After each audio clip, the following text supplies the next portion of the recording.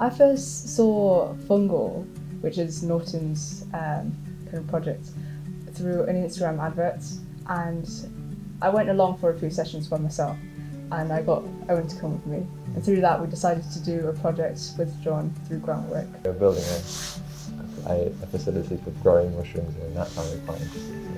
A friend of mine who knows I'm obsessed with plants and mushrooms and soil and worms and other weird things, like that sent me an Instagram post for Norton's mushroom lab. They were providing a more sustainable source of food for communities who would need it using a mushroom farm.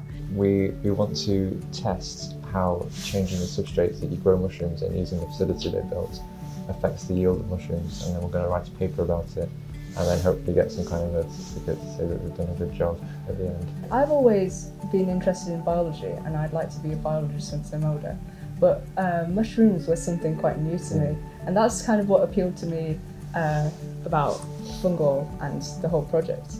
Yeah, the research I'm not a biologist, I don't really have much of an interest in biology in particular, but research is always something that I'm interested in doing later on, so it's a good experience.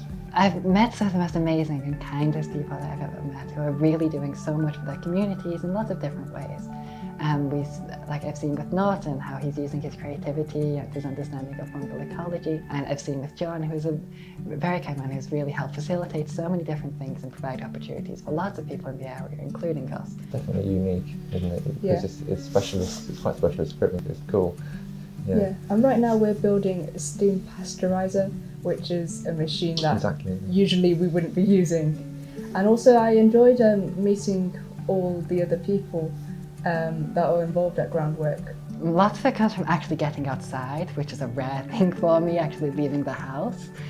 So I'm doing something other than reading books at home, but it's using lots of things that I've read about plants and mushrooms and worms and things, and actually trying to use our creativity to apply this in a very real, direct context to help to heal ecosystems and restore soil, but also to remediate societal problems in the best way we can through direct action to help the poorest communities in Greater Manchester. The project that I'm doing is about the ecology of medicinal plants and worms and its implications for soil health and ecology. John's given us the opportunity to head out, do some presentations and sort of get what we're doing out there and publicise it a bit. So that's all exciting at the end, yeah. I'd like to be able to talk more confidently about what I'm doing, which is what we'll do at the presentation. And also processing data that we'll get from this project, and also just developing scientific skills as well. I think that there are so many people who have so much compassion and really care about helping their communities, and not only are so willing, but the different understandings everyone has in everyone, their creativity, their knowledge.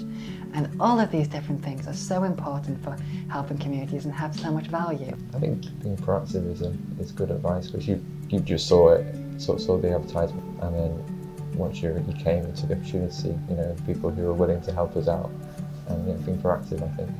And I think looking at the small things that you don't usually associate with being eco-friendly, like mushrooms, and every tiny thing will link to being eco-friendly.